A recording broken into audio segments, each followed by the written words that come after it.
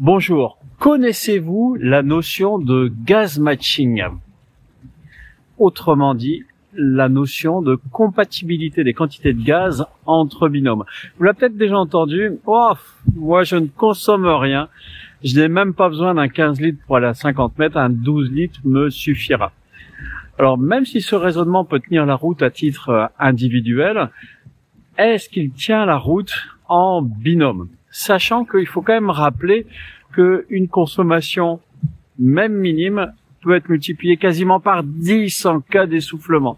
Donc autant dire qu'avec un monobouteille, c'est toujours chaud. Et je continue à conseiller au sein de l'école Aquadomia ici à Marseille ou à Cozumel en février, dès qu'on fait de la plongée profonde, plutôt de passer sur du bibouteille, que j'appelle plongée profonde, tout ce qui est au-delà de 45 mètres par exemple.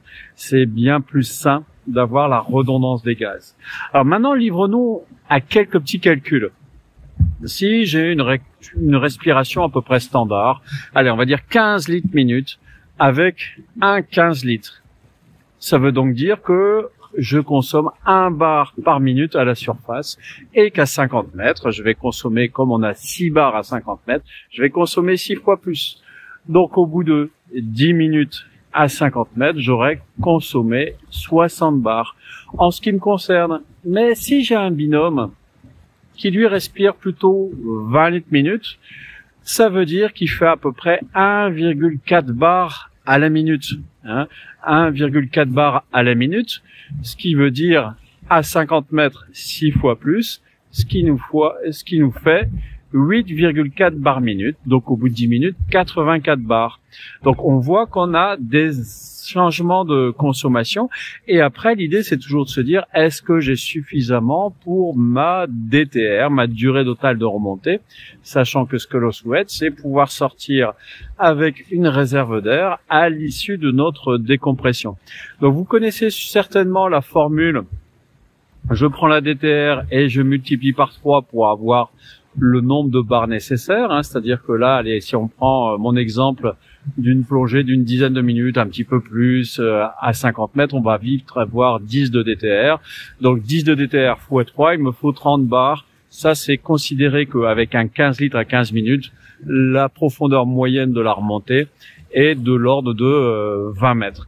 Mais ça change tout pour notre personne qui fait 1,4 bar minute à la surface, autrement dit non pas 15 litres minute, mais 20 litres minute. Donc là, le calcul devient différent.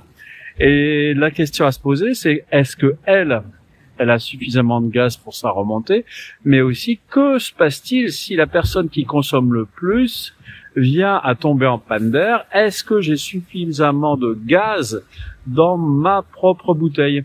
Donc je ne vais pas vous embrouiller avec tous les calculs ici dans cette vidéo. Ça, c'est des choses qu'on voit en formation sur place ici à Marseille toute l'année avec Aquadomia, ou on pourra le faire aussi à Cozumel lors de l'université d'hiver au Mexique en février 2024. Mais toujours se dire, est-ce que j'ai suffisamment d'air, bien sûr, pour avoir une petite réserve en ce qui me concerne, et bien sûr pour être capable de partager de l'air avec mon binôme.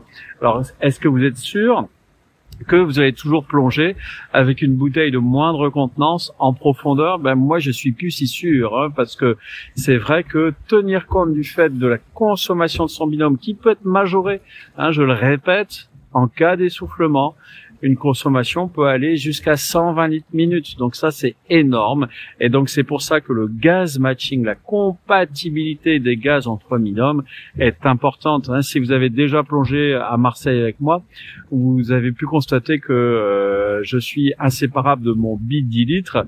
Je ne consomme pas beaucoup. Je pourrais tout faire avec des bouteilles de 12 litres. Mais simplement, ça me permet d'avoir un stock de gaz suffisant pour donner de l'air à mes binômes. Donc ça, c'est à méditer. Et je rappelle l'intérêt toujours pour une plongée profonde du bibouteille qui permet d'avoir 2 sources d'air différentes qui bien sûr communiquent, mais qu'on peut isoler en cas de souci. Voilà. Est-ce que vous aviez déjà entendu parler du gaz matching ou ou autrement dit de la compatibilité des gaz entre binômes. Je vous laisse me répondre en commentaire. Bien sûr, si vous avez des questions sur la formation plongée, n'hésitez pas. Si vous avez aimé cette vidéo, un petit pouce. Si vous ne l'avez pas aimé, je vous la rembourse. Et puis j'espère vous accueillir bientôt à Marseille toute l'année avec Aquadomia, ou au Mexique lors de l'université d'hiver à Cozumel, pour approfondir ces points et beaucoup d'autres lors de votre formation niveau 2, niveau 3, Dive Master, et ainsi de suite. À bientôt.